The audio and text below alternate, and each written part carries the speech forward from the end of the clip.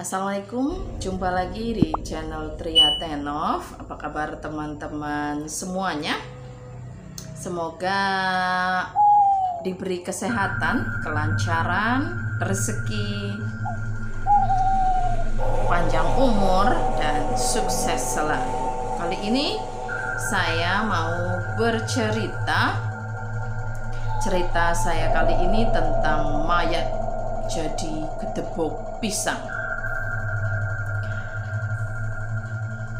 Menggali mitos dari cerita masyarakat berbagai pelosok tanah air. Cerita ini kisah seorang mantan pencuri atau rampok. Dia waktu itu sedang berburu ilmu kesaktian.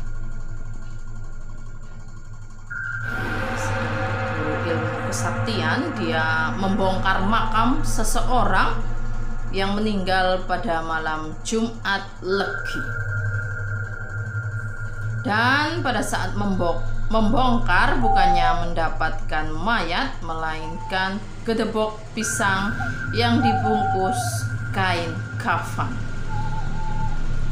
Benarkah si mayat ini menjadi gedebok pisang karena menganut pesugihan? Jadi Alkisah diceritakan ada seorang mantan pencuri atau perampok pada zaman dulu yang cukup terkenal, sebut saja namanya Matio.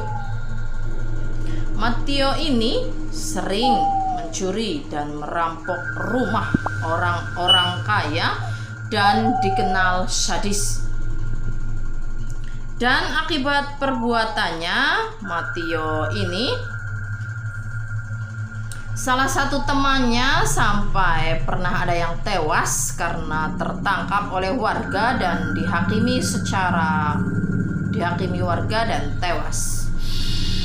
Dan kali ini si Matio akan melancarkan aksinya, tetapi bukan merampok atau mencuri, melainkan akan membongkar makam seseorang yang baru meninggal di malam Jumat Legi untuk diambil kain kafan dan tali pocong untuk menambah kesaktiannya.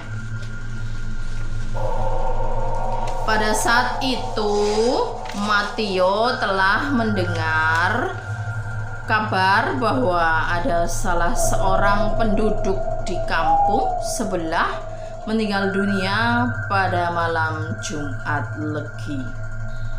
Matio langsung merancang bagaimana cara untuk membongkar makam itu untuk mengambil kain kafannya. Niat itu sebenarnya sudah lama direncanakannya, namun tidak kunjung ada kesempatannya, sebab orang yang meninggal pada malam Jumat Legi, makamnya pasti akan dijaga 7 hari 7 malam oleh sanak keluarganya. Tujuannya dijaga adalah supaya tidak ada yang mencuri kain kafannya untuk jimat, supaya sakti. Dan kebetulan dari pihak keluarga yang meninggal sedang mencari 2 orang yang sanggup menjaga makam selama 7 hari. Dan lewat salah seorang temannya yang juga ditunjuk sebagai penjaga makam, dari situlah Matio mendapatkan tugas yang tidak sembarangan orang bisa melakukannya. Pada malam pertama menjaga makam, ternyata bukan cuma Matio dan temannya saja, melainkan dari beberapa orang pihak keluarga. Sampai malam berikutnya yang berjaga mulai berkurang. Pada malam kelima, 2 orang keluarga masih ikut berjaga. Matio mulai gelisah.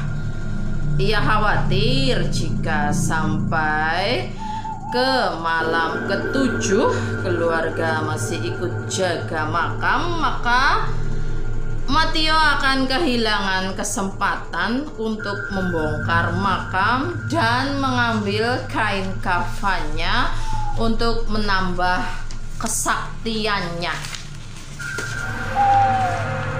Barulah pada malam ke-6 yang berjaga di makam tinggal berdua, yaitu Matio dan temannya.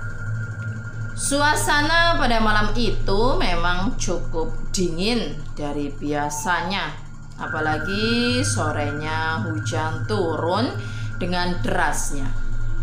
Dari pihak keluarga enggan berjaga di kuburan. Matio berpikir keras bagaimana caranya membujuk temannya agar bisa pulang meninggalkan kuburan. Dan beberapa saat kemudian Matio pun berhasil membujuk temannya pulang. Dan tinggal Matio berjaga sendirian. Matio mulai melancarkan aksinya dan mengamati sekeliling makam, khawatir kalau tiba-tiba ada orang yang datang. Setelah yakin aman, Matio segera mengambil cangkul dan skop yang sudah disiapkan. Dan mulailah Matio menggali makam yang seharusnya ia jaga. Seperti kesetanan, Matio menggali dengan sangat cepat sekali. Setelah menyingkirkan bambu penutup mayat, Matio mulai membuka tali pocong dengan mulutnya. Hal ini dilakukan sesuai petunjuk dari gurunya, guru supranaturalnya. Tidak ada lagi rasa takut di pikiran Matio terhadap hantu dan sebangsanya. Yang dia takutkan justru tindakannya ini akan diketahui oleh orang lain. Namun Matio menjadi heran dan kaget setelah dibuka kain kafannya seluruhnya. Bukannya melihat mayat, justru dia melihat gedebok pisang yang dibungkus dengan kain kafan. Melihat hal itu pun Matio mengurungkan niatnya untuk mengambil kain kafan untuk menambah kesaktiannya. Dan kemudian Matio cepat-cepat mengembalikan kuburan itu ke bentuk semula. Setelah selesai semuanya, dengan santainya dia menunggu kedatangan temannya. Matio pun pulang dengan 1000 tanda tanya. Dia tidak mengerti kenapa makam yang dijaganya selama ini hanya berisi gedebok pisang, bukannya mayat sesuai dengan yang diharapkan. Baru pada malam ke-7 atau malam terakhir jaga, Matio mendengar kabar dari temannya jika almarhum selama hidupnya dicurigai oleh orang-orang memiliki atau penganut suatu jenis pesugihan. Gosipnya kata orang-orang almarhum ini menikahi jin. Ucap temannya kepada Matio. Semasa hidupnya almarhum ini memang kaya raya, orang paling kaya di desanya. Pada zaman Nabi pun sudah banyak orang yang bersekutu dengan jin, seperti mengguna-gunai orang, menyantet orang, mengganggu orang.